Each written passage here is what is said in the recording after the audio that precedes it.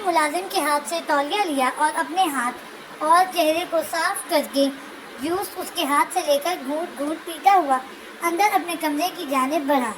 اندر bed پر اس کا لباس Robert اس کی ہاؤس کیپر نے تیار کر رکھا تھا۔ وہ لباس اٹھاتا شاور لینے چلا گیا۔ شاور لے کر تر و تازہ بلیک ڈریس پینٹ اور وائٹ شرٹ میں ملبوس باہر نکلا اور آئینے کے آگے کھڑا ہو کر پہلے اپنے بکھرے بال بنائے، پھر اٹھائی بلیک سلکی ٹائی۔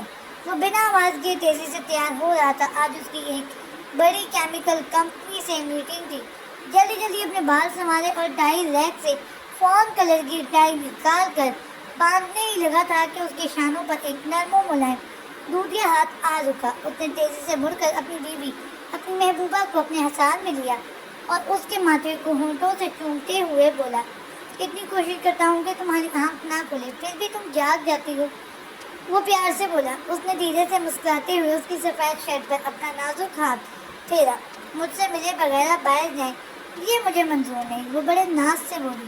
اس کی اس ادا پر وہ اپنے آپ پر قابو نہیں رکھ سکا اور اسے اپنے اندر سما کر اس دلربا کی دلکش وجود کی نرمی اپنے اندر محسوس کرنے لگا۔ اس نے اپنا سر اس کے سینے سے اٹھا کر دونوں ہاتھوں سے اسے دور کیا۔ اب دیر نہیں ہو رہی آپ کو کیا کروں یار، تمہیں دیکھ کے ہی سب بھول جاتا ہوں۔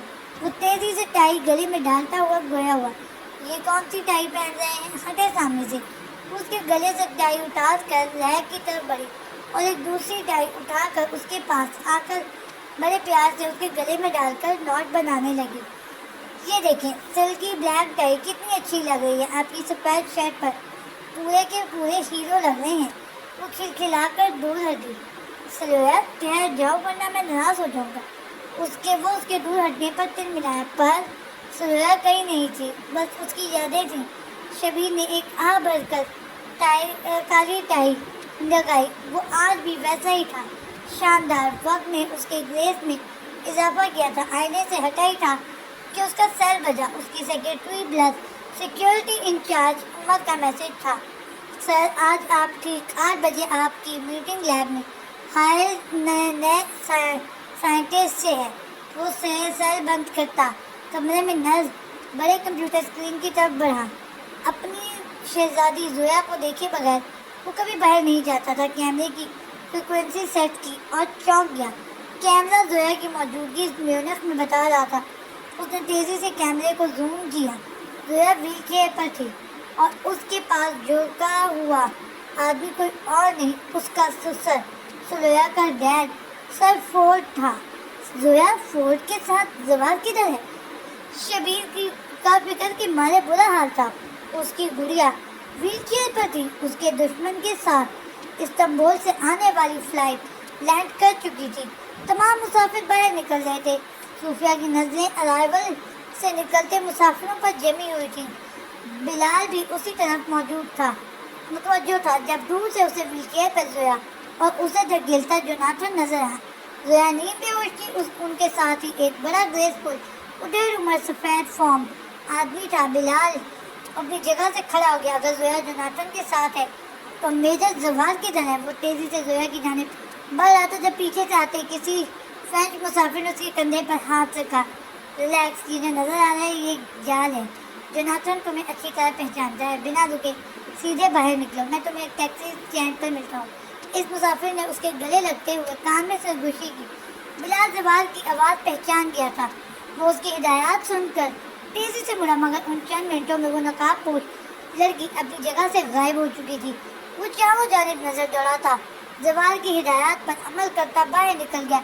اس وقت زویا کی حفاظت ضروری تھی اور یہ تو طے تھا کہ وقت ان تینوں کو اکٹھے ایک ساتھ پھر ایک جگہ ایک مشن پر لے آیا تھا۔ اوکے مادام صوفیہ، کب تک یہ آنکھ مچولی کھیلو گی؟ میں بھی دیکھتا ہوں۔ وہ سیدھا باہر نکل کر ٹیکسی اسٹینڈ کی جانب بڑھ گیا۔ سین چینج۔ جہاز کے استنبول اترتے ہی سر فورڈ نے زویا کے لیے اسٹاف سے ویل چیئر منگوائی۔ زوال بڑے آرام سے اپنی سیٹ سے اٹھا اور فاصلے سے سر فورڈ کے پیچھے چلتے ہوئے باہر نکلا۔ اس کی کافی نگاہیں صوفیہ اور فوکسی کو ڈھونڈ رہی تھی جب اس کی نظر سامنے بیٹھے بلال پر پڑی، جو کسی نقاب پوش لڑکی کا ہاتھ پکڑے بیٹھا تھا۔ زوال نے ایک تفصیلی نگاہ اس لڑکی پر ڈالی۔ پیروں میں جوگرز پہنے، بینک میں ملبوس چکندی بیٹھی لڑکی صوفیہ ہی تھی۔ تبھی بلال کی نظر زویا پر پڑی اور وہ بے اختیار اٹھ کے آگے بڑھا. زبان نے تیزی سے اس کی جانب رخ کیا اور اس کے گلے لگ کر صوفیہ کو ہاتھ سے غائب ہونے کا مخصوص اشارہ کیا, جسے پہچانتے ہی وہ لمحے میں وہاں سے غائب ہو گئی. بلال کو باہر جانے کا کہہ کر وہ بھی امیگریشن کاؤنٹر کی طرف بڑھا, جب ایک کونے سے ایک لمبے گنگالے بالوں کی اونچی پونی بنائے سفید شرٹ اور جینس میں ملبوس صوفیہ اس کے پاس آئی. کیا آپ بتا سکتے ہیں کہ ٹائم کیا ہے؟ صوفیہ نے فرینچ آرٹسٹ کے بیس میں موجود زوار سے پوچھا. اقبال زندہ ہے؟ زوار نے سامنے دیکھتے ہوئے سرسری لہجے میں کہا. غالب بھی ادھر ہی ہے. صوفیہ نے کوڈ ورڈ مکمل کیا. یہ بلال تمہارے ساتھ کیا کر رہا ہے؟ یہ بغداد میں ملا تھا, اس کا ٹارگیٹ پروفیسر کا فارمولا ہے. وہ بولی. کیا اسے تمہاری آئیڈینٹی پتہ ہے؟ نہیں, پر سارے پر اسے شک ہے. صوفیہ نے سنجیدگی سے جواب دیا. اوکے, اور وہ تمہارا وہ کدھر گیا؟ میجر, وہ بلال کی عقل پر گیا ہے. اب میں مینیج کر لوں گی, وہ شرارت سے بولی. لائن آہستگی سے آگے بڑھ رہی تھی. صوفیہ تم اس فورٹ کا پیچھا کرو, میں جب تک سیف ہاؤس میں ٹریکنگ ڈیوائس ہوک اپ کرتا ہوں اور اسلحہ کا انتظام کرتا ہوں. صوفیہ نے اس بات میں سر ہلایا, پونی کھول کر بال چہرے پر گرائے جن سے اس کا آدھا چہرہ چھپ گیا تھا, اور ببل گم چباتی اپنا بیگ کندھے پر لٹکائے آگے بڑھ گئی. سین چینج. سر فورٹ زویا کو لے کر آگے بڑھ رہے تھے جب انہیں زویا کے چلانے کی آواز آئی. وہ ویل چیئر کو گھٹنوں کے بل اس کے پاس جھکے. Zoya baby wake up. وہ زویا کے گال تھپ تھپا رہے تھے. جب انہیں عجیب سا احساس ہوا, انہوں نے غور سے زویا کو دیکھا. اس کے گلے میں پڑا نازک سا ڈائمنڈ کا لاکٹ عجیب سا تھا, بہت عجیب. انہوں نے ہاتھ بڑھا کر اسے چھوا تو اس لاکٹ میں سے وائبریشن سے نکلتی محسوس ہوئی. وہ چہرے پر تفکر لیے کھڑے ہو گئے. باہر نکلے تو ایک سوٹ میں ملبوس 30 سالہ اچھی بلند و قد و قامت کا جوان ان کی طرف بڑھا. Welcome to Munich sir Fort. Sir Fort نے اس جوان کو توصیفی نگاہوں سے دیکھا اور جوناتھن اور زویا کا تعارف کرایا. مسٹر بنجامن, آپ ادھر. What a surprise. یہ جوناتھن ہے, میرا رائٹ ہے, اور یہ گڑیا میری نواسی سولیا فورٹ جونیئر. جوناتھن سے ہاتھ ملا کر بنجامن زویا کی جانب مڑا جو نیند بے ہوش تھی. What a beauty sir Fort, آپ کی نواسی تو تل ابیب کی خوبصورتی میں 4 چاند لگا دے گی. وہ زویا کو گھورتے ہوئے بولا. مسٹر بنجامن ابھی اب جانے. سر فورٹ نے اس کا ارتکاز توڑا. سر فورٹ پلیز, آپ مجھے اتنے تکلف سے مت پکاریں, خالی بنجامن کہہ کر پکاریں. وہ کھڑا ہوتے ہوئے ادب سے بولا اور ان کو لے کر آگے بڑھا. صوفیہ گم چباتی جیب سے چپ کر کے نکلی. بنجامن اور جوناتھن کے پاس سے گزرتے ہوئے بڑی مہارت سے چپ کو منہ سے گم نکال کر اس میں چپکاتے ہوئے جوناتھن سے ٹکرائی. I am very sorry darling. بڑی ادا سے سوری کرتے ہوئے وہ اس کے کوٹ کو گم چپکا دیتی. جوناتھن نے مسکرا کر اس دلکش حسینہ کو راستہ دیا اور بنجامن کے ساتھ پارکنگ کی طرف بڑھا جہاں بنجامن کی وین پارک تھی. سین چینج. زوار تیز قدم اٹھاتا ٹیکسی اسٹینڈ کی طرف بڑھا جہاں بلال اس کا انتظار کر رہا تھا. زوار کو تیزی سے آتے دیکھ کر اس نے ہائر کی ہوئی ٹیکسی کا دروازہ کھولا. زوار نے اندر بیٹھتے ہی ڈرائیور کو ایڈریس بتایا. بلال اور زوار دونوں بڑی خاموشی سے منزل پر پہنچنے کا انتظار کر رہے تھے. ٹیکسی 15 منٹ کے بعد زوار کے بتائے ہوئے ایڈریس پر رکی. بل پے کر کے ٹیکسی کے روانہ ہونے کے بعد دوسری اسٹریٹ کی طرف واقع ٹاؤن ہاؤس کی طرف بڑھے. سین چینج. ٹاؤن ہاؤس میں سے ایک ڈیڑھ عمر آدمی باہر نکلا. کوٹ ورڈ کا تبادلہ ہوا. میجر, میں یہاں کا لوکل ایجنٹ ہوں. یہ سیف ہاؤس آپ کے لیے ارینج کیا گیا. وہ انہیں اندر لاتے ہوئے بولا. میجر, یہ دیوار کھوکھلی ہے. یہ کہہ کر اس نے دیوار پر دباؤ ڈالا تو وہ گر کی آواز سے ہلکی سی آواز کے ساتھ کھل گئی.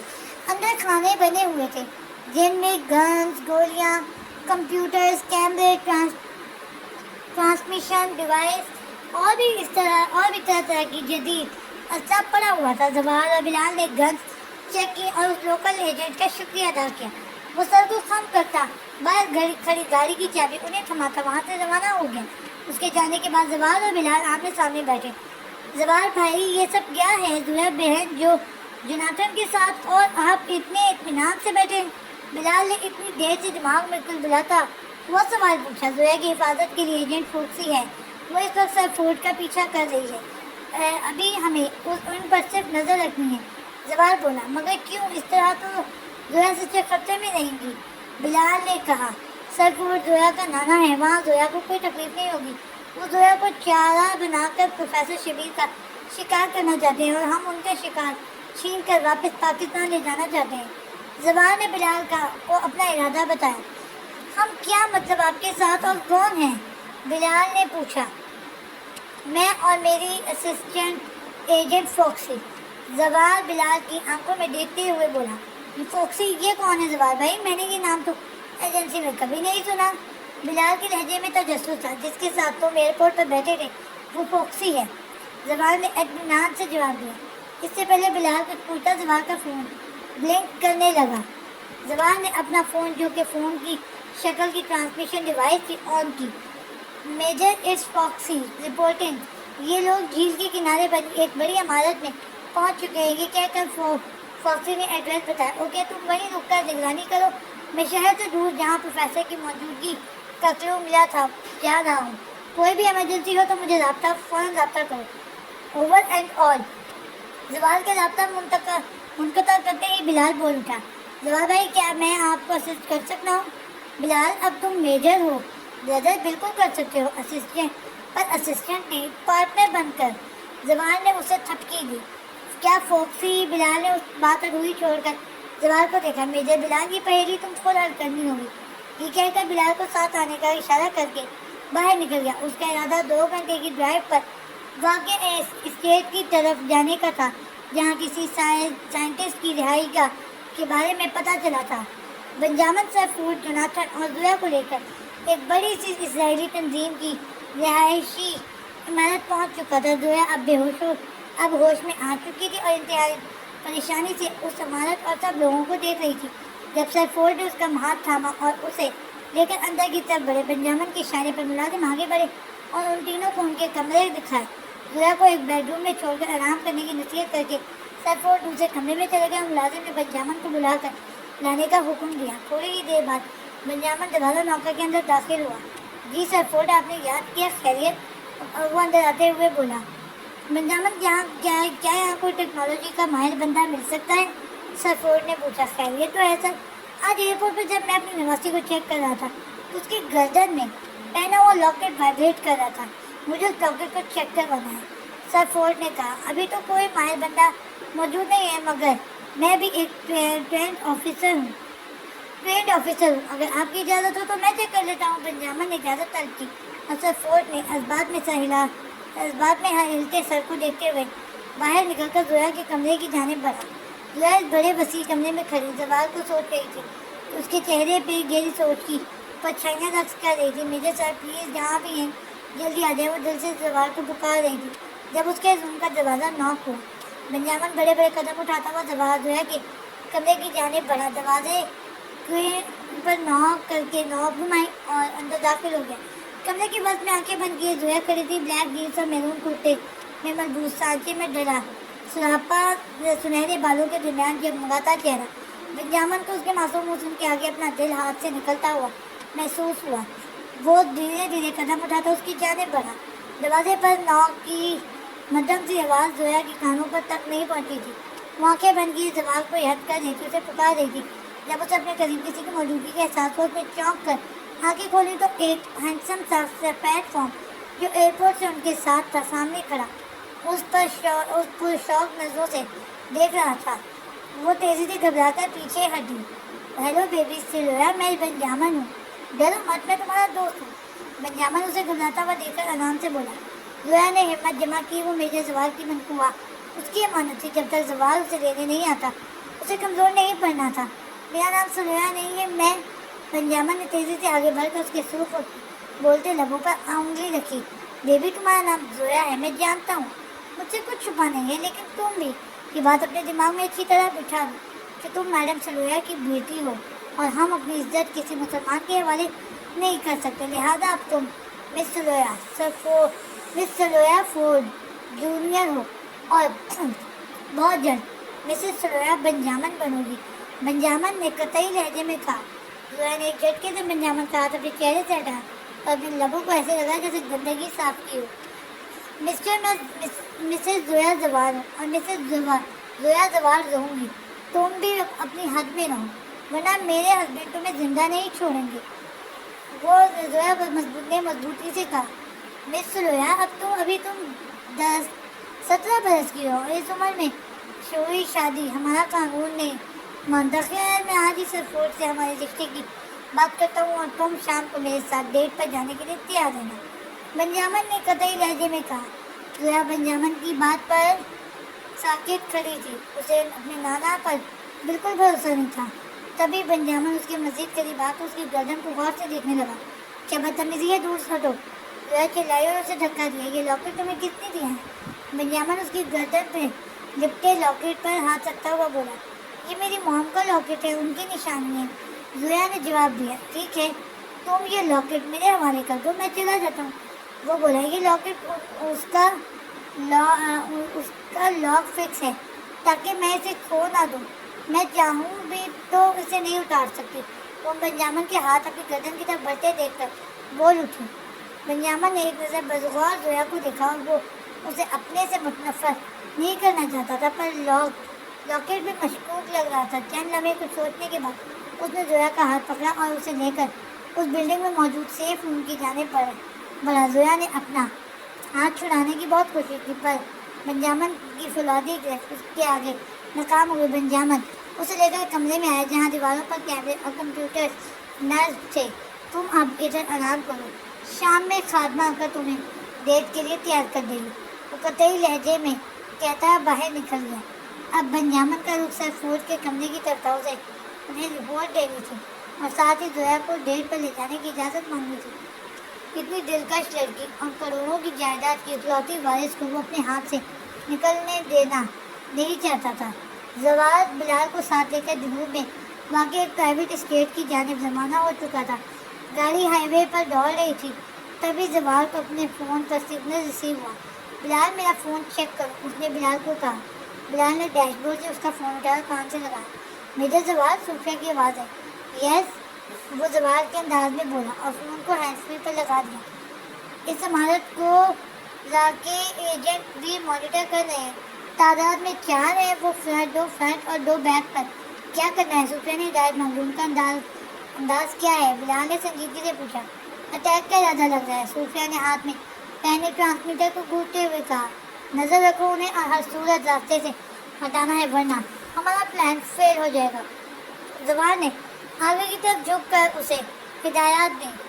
زوال نے گاڑی کو ہائی وے سے سائڈ روڈ پر اتارا اور خود نیچے اتر کر بلال کو ڈرائیونگ سیٹ پر آنے کا اشارہ کیا. بلال, تم فوکسی کی بتائی ہوئی لوکیشن پر جاؤ. ذاکر کے ایجنٹوں کو راستے سے ہٹانا ہوگا ورنہ وہاں سارا کھیل خراب کر کے فورٹ کو محتاط کر دیں گے.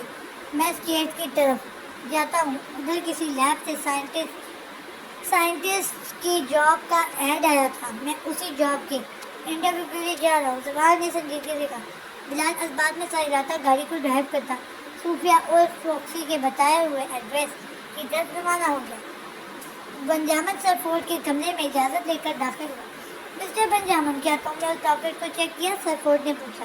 جی, لیکن دیکھنے میں ایک نارمل لاکٹ لگ رہا ہے, پر مس سلویا نے اسے اتارنے نہیں دیا. اس کا لاک فکس ہے, اسی لیے میں نے احتیاطاً مس سلویا کو سیف روم میں بھیج دیا ہے تاکہ اگر وہ کوئی کیمرہ ہے تو کام نہ کر سکے. بنجامن نے تفصیل سے بتایا. سیف روم, یہ فیصلہ ٹھیک ہے. I am proud on you Benjamin. سرفورڈ گویا ہوا. سرفورڈ, آپ سے ایک ریکویسٹ ہے, اگر آپ برا نہ مانیں. بنجامن نے سرفورڈ کی آنکھوں میں دیکھتے ہوئے کہا. یس بنجامن, کہو. سرفورڈ نے حیرت سے اسے دیکھا کیونکہ بنجامن اپنی اکثر مزاجی اور منمانی کرنے میں مشہور تھا. اس کا ایسے بات کرنا بہت چینج تھا. سرفورڈ, میں آپ کی نواسی سلویا فورڈ جونیئر کو اپنے ساتھ آج شام کو ڈیٹ پر لے جانا چاہتا ہوں. اس سے اس کا دل بھی بہلے گا اور نہ صرف یہ کہ ہمیں ایک دوسرے کو جاننے کا موقع ملے گا, بلکہ اگر پروفیسر مس سلویا کو ٹریک کر رہا ہے تو اس جال میں بآسانی پھنس جائے گا. بنجامن نے اپنا نقطۂ نظر واضح کیا. سرفورڈ چہرے پر تفکر اور سوچ کی پرچھائیاں لی. بنجامن کو دیکھتے رہے پھر گویا ہوا. بنجامن, میری نواسی کے ذہن پر ان مسلمانوں نے اپنے مذہب اسلام کی چھاپ ڈال دی ہے، ابھی اسے نارمل ہونے میں ٹائم لگے گا، ایسے میں یہ ڈیٹ وہ کبھی بھی راضی نہیں ہوگی۔ سرفورڈ آپ اپنی مرضی بتائیں، مس زبیدہ کو راضی کرنا اور ساتھ لے جانا میرا مسئلہ ہے۔ بنجامن تیزی سے بولا، ٹھیک ہے بنجامن، میری اجازت ہے، پر ایک بات کا خیال رکھنا، اس کی مرضی کے بغیر اسے چھونے کی کوشش مت کرنا، سرفورڈ نے کہا۔ بنجامن نے اس بات میں سر ہلا اور باہر نکل گیا۔ صوفیہ نے ٹیکسی کر کے بڑے آرام سے اپنے بیگ میں سے منی ٹیبلٹ اسکرین نکالی اور اسے اپنی ٹریکنگ چپ جو جوناتھن کے کوٹ پر لگائی تھی اسے کنیکٹ کر کے ڈرائیور کو راستہ بتانے لگی۔ مسٹر فورڈ کی گاڑی ایک بڑی سی عمارت کی گیٹ پر جا رکی تھی اور پھر سیکیورٹی کا پھاٹک کراس کر کے اندر چلی گئی۔ صوفیہ نے بھی ٹیکسی والے کو فارغ کیا اور اپنا بیگ کندھے پر لٹکا کر اس عمارت کے سامنے والی سڑک پر واک کرنے لگی۔ یہ ایک پوش رہائشی علاقہ تھا جہاں بڑے بڑے محل نما گھر اور سپاٹ عمارتیں تھیں۔ وہ بہت بڑی باریک بینی سے جائزہ لیتے ہوئے واپس پلٹی، اس کی نگاہیں کسی سیف جگہ کی تلاش میں تھی جہاں سے نظروں میں آئے بغیر وہ اس عمارت کی نگرانی کر سکے۔ بلڈنگ کے بالکل سامنے ایک 2 منزلہ عمارت تھی۔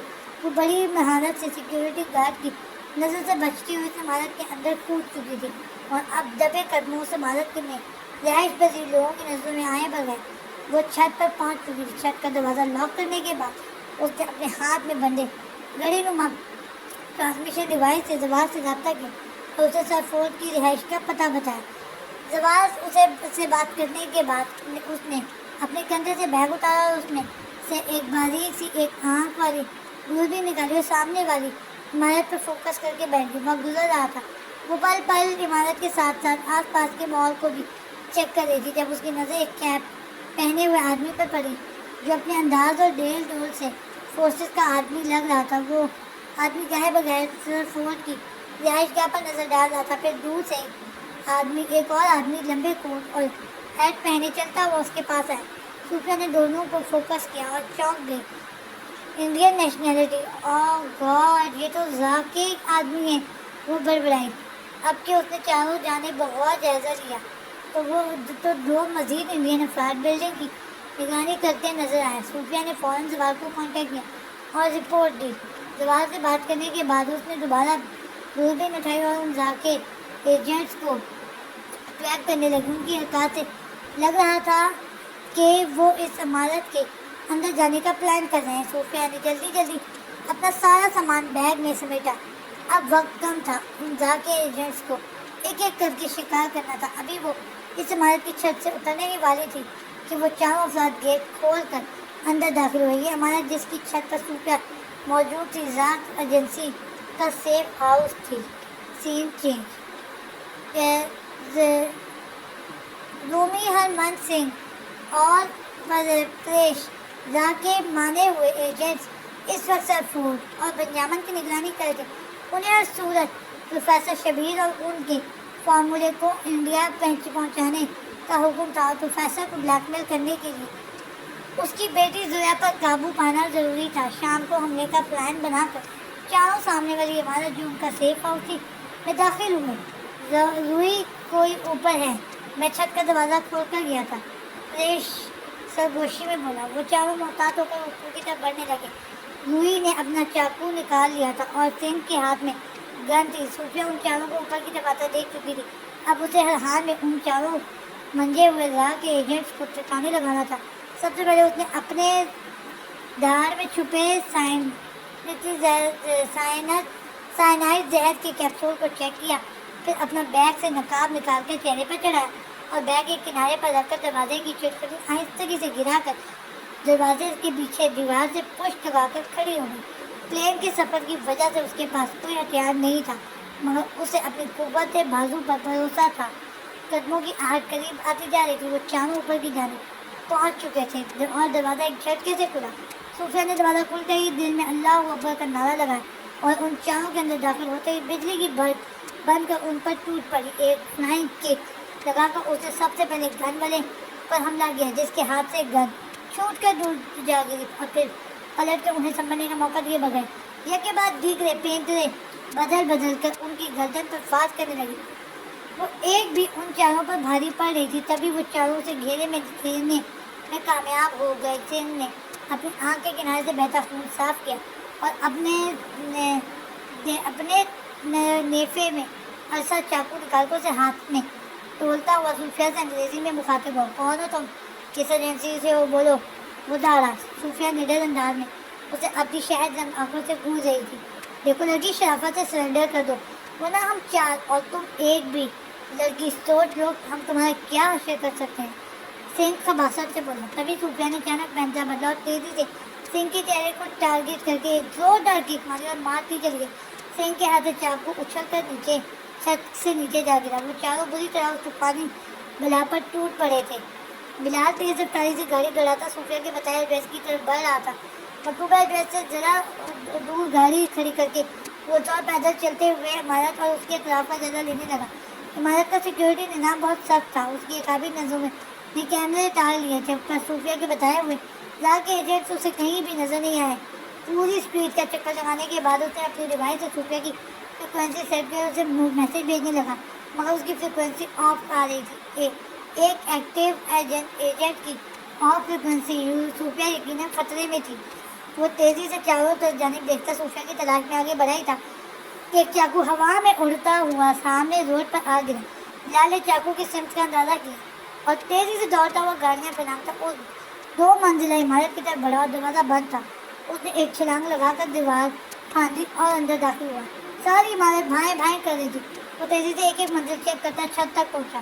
سامنے ایک نقاب پوش لڑکی کو 4 افراد گھیرے میں لیے قابو کرنے کی کوشش کر رہے تھے۔ تبھی ایک آدمی نے اس لڑکی کے منہ پر زوردار گھونسا مارا۔ وہ لڑکھڑائی۔ اس سے پہلے کہ وہ اس لڑکی کو چھو پاتے، بلال قہر بن کر ان پر ٹوٹ پڑا۔ چہرے پر بلا کی کرختگی کے لیے اس نے ایک آدمی کی گردن مروڑ دی اور اس کی بے جان وجود کو فرش پر پھینک کر دوسرے کی جانب بڑھا۔ صوفیہ بلال کو دیکھتے ہی ریلیکس ہو کر ہاتھ جھاڑ کر اٹھی اور دوسرے 2 افراد کو پیٹنے لگی۔ وہ کک باکسنگ کی ماہر تھی۔ تبھی بلال 2 افراد کو ٹھکانے لگا کر جوتے میں سے چاقو نکال کر صوفیہ کے پاس آیا اور اس پر حملہ آور دونوں افراد کے پیٹ میں چھرا گھونپ کر صوفیہ کی طرف متوجہ ہوا۔ تم ٹھیک ہو؟ میں تمہیں کوئی چوٹ تو نہیں لگی؟ سنجیدگی سے کہتا وہ اس کے پاس آیا اور ایک لمحے کا موقع دیے بغیر اس کا نقاب کھینچ کر اتار دیا۔ بلال کو روانہ کرنے کے بعد زوال روڈ پر چلتا ہوا گیس پمپ تک پہنچا اور وہاں پیچھے پارک ہوئی امپلائیز کی گاڑیوں کی جانب بڑھا اور ایک گاڑی منتخب کر کے ہاتھ مار کر اس کا شیشہ توڑا اور اندر ہاتھ ڈال کر لاک کھول کر اندر بیٹھ گیا اور گاڑی تاروں کی مدد سے اسٹارٹ کر کے روڈ پر لے آیا۔ اب اس کا رخ اسٹیٹ کی طرف تھا جس پر اسے شبہ تھا کہ وہ پروفیسر شبیر کی اسٹیٹ ہے۔ گاڑی کو فل 200 کی اسپیڈ سے دوڑاتا وہ اسٹیٹ کے قریب پہنچ چکا تھا۔ گاڑی کو دور کھڑا کر کے وہ اس بڑی سی اسٹیٹ کی جانب بڑھا۔ جبھی اس اسٹیٹ کا لوہے کا گیٹ کھلا اور ایک تاریخ شیشوں والی گاڑی BMW گاڑی باہر نکلی۔ زوال تیزی سے اچھل کر ٹرک کے نیچے سے گزر کر اندر پہنچ چکا تھا۔ پہلے اس کا ارادہ BMW کا تھا، پر اب وہ اس محل کی تلاشی لینا چاہتا تھا۔ جگہ جگہ سیکیورٹی کیمرے لگے ہوئے تھے۔ ان سے بچتا بچاتا ایک کمرے میں داخل ہوا۔ بڑا بالکل سفید کمرہ، سفید بیڈ، سفید پردے اور درمیان میں رکھا صوفہ بھی سفید تھا۔ بیڈ کی سائڈ پر ایک سفید اور سنہرا فوٹو فریم جس میں زویا کی سر جھکائے اس کے ڈیڈ کے ساتھ بیٹھی اس کے نکاح کی تصویر تھی۔ وہ تصویر کو دیکھتے ہوئے دیوار پر نصب 60 انچ کی اسکرین کی طرف بڑھا، اسے آن کیا اور چونک گیا۔ اسرائیلی تنظیم کا دستے راست بنجامن زویا کے پاس کھڑا تھا اور زویا نفرت سے اسے دیکھ رہی تھی۔ تبھی زویا کی آواز گونجی، میں مسز زویا زوال ہوں اور مسز زویا زوال رہوں گی۔ تم بھی اپنی حد میں رہو، ورنہ میرے ہسبینڈ تمہیں زندہ نہیں چھوڑیں گے۔ مسز زویا، ابھی تم 17 برس کی ہو اور اس عمر میں کوئی شادی ہمارا قانون نہیں ہے، نہیں مانتا۔ خیر، میں آج ہی سرفور سے ہمارے رشتے کی بات کرتا ہوں اور تم شام کو میرے ساتھ ڈیٹ پہ جانے کے لیے تیار رہنا۔ زوال کا ٹیسٹ کے مانے برا حال تھا۔ وہ تیزی سے کسی بھی کیمرے اور سیکیورٹی کی پرواہ کیے بغیر باہر نکلا کہ سامنے سے آتے سفید وردی میں ملبوس ایک آدمی اس کے پاس آیا۔ ویلکم ہوم میجر زوال، میں رابرٹ ہوں، آپ کے سسر کی اسٹیٹ کا نگران۔ رابرٹ نے اپنا تعارف کروایا۔ زوال نے حیرت سے اس سفید فارم کو دیکھا۔ پروفیسر کے طرح، سر، ہمیں 10 منٹ پہلے آپ کی آمد کی اطلاع دے چکے تھے۔ وہ اس وقت جرمنی کے وزیر دفاع سے ملنے گئے ہیں اور آپ کی گاڑی اور یہ دے کر گئے ہیں۔ وہ ایک جدید چھوٹی گن اور جیپ کی چابی اس کی طرف بڑھائی۔ گڈ لک میجر زوال، رابرٹ اسے نئے ماڈل کی جیپ تسلا کر خوش دلی سے بولا۔ زوال اس سے الوداعی الفاظ کہے اور جیپ اسٹارٹ کر کے میونک کی طرف زویا کے پاس جانے کے لیے روانہ ہوا۔ 2 گھنٹے کی ڈرائیو تھی، وہ سختی سے لبوں کو نیچے گاڑی چلا رہا تھا۔ اسے ہر قیمت پر زویا کو اس بنجامن سے بچانا تھا۔ اس بڑے سے کمرے میں زویا گیری کمرے میں موجود صوفے پر سر پکڑے بیٹھی تھی۔ بنجامن اسے اس بند کمرے میں بند کر کے جا چکا تھا۔ وقت گزر رہا تھا، ابھی تک زوال کا کچھ پتہ نہیں تھا اور بنجامن کی نظریں اور ارادے اسے ٹھیک نہیں لگ رہے تھے۔ 1 گھنٹے کے بعد دروازے پر دستک دے کر ایک درمیانی عمر کی لڑکی ہاتھ میں میکسی نما لباس لیے داخل ہوئی۔ گڈ آفٹر نون میڈم، میرا نام جینیفر ہے، مجھے آپ کو تیار کرنے کے لیے بھیجا گیا ہے۔ وہ ایک خوبصورت سی نیلی میکسی اس کی طرف بڑھاتے ہوئے شائستگی سے بولی۔ زویا پھٹی پھٹی آنکھوں سے اس لڑکی کو دیکھ رہی تھی۔ میڈم آپ شاور لے کر چینج کر لیجیے، وہ لڑکی دوبارہ بولی۔ سنو، میں شاور لینے سے پہلے اپنے نانا سے ملنا چاہتی ہوں، ان سے ملے بغیر میں کچھ نہیں کروں گی، زویا نے قطعی لہجے میں اسے جواب دیا۔ جینیفر حیرت سے اسے دیکھتی رہی، باہر نکل گئی۔ اس کا رخ بنجامن کی طرف تھا۔ بلال نے ایک جھٹکے سے اس کا نقاب اتار دیا تھا، جس سے اس کی شہد رنگ گھنگھرالے بال ایک دم سے اس کے چہرے پر آ گرے تھے۔ بلال نے بڑے سکون سے یہ دلکش من پسند منظر دیکھا۔ کتنی مدت کے بعد میں تمہیں دیکھ رہا ہوں اور اپنے اندر اپنی نس میں سکون اور سرشاری محسوس کر رہا ہوں۔ وہ آنچ دیتے لہجے میں گویا ہوا۔ بلال ساکت کھڑی صوفیہ کے نزدیک آیا اور دھیرے سے اس کے بعد چہرے سے ہٹائے۔ صوفیہ کے ہونٹوں کے پاس سے خون سے آتا، اس نے اپنی انگلی بڑھا کر اس کا خون صاف کرنا چاہا۔ صوفیہ ہکا بکا بلال کو دیکھ رہی تھی، جو اسے بڑے اطمینان سے اپنی آنکھوں کے رستے دل میں اتار رہا تھا۔ پھر بلال نے اس کے چہرے پر بکھرے بال ہٹائے اور جیسے ہی بلال نے اس کے لبوں کے پاس نظم کو چھوا، کھا کر ہوش میں۔ کیا بدتمیزی ہے، تم ہوش میں تو ہو؟ وہ بلال کا ہاتھ جھٹک کر گھرائی۔ بدتمیزی؟ اور جو تم نے میرے ساتھ کیا وہ؟ بلال اسے دونوں بازوؤں سے جکڑتا ہوا اس کی آنکھوں میں جھانکتا ہوا گھرایا۔ صوفیہ تیزی سے اسے جھکائی دے کر اس کی گرفت سے مچھلی کی طرح پھسل کر نکلی۔ دیکھو بلال، میں اس وقت مشن پر ہوں، تم سے الجھنے کا وقت نہیں ہے، ہم اس پر پھر بات کریں گے۔ یہ کہہ کر اس نے آگے بڑھنا چاہا، مگر بلال تیزی سے اس کا ہاتھ پکڑ کے اسے اپنی طرف کھینچ کے اپنی فولادی گرفت میں لے چکا تھا۔ مس صوفیہ مچلتی ہوئی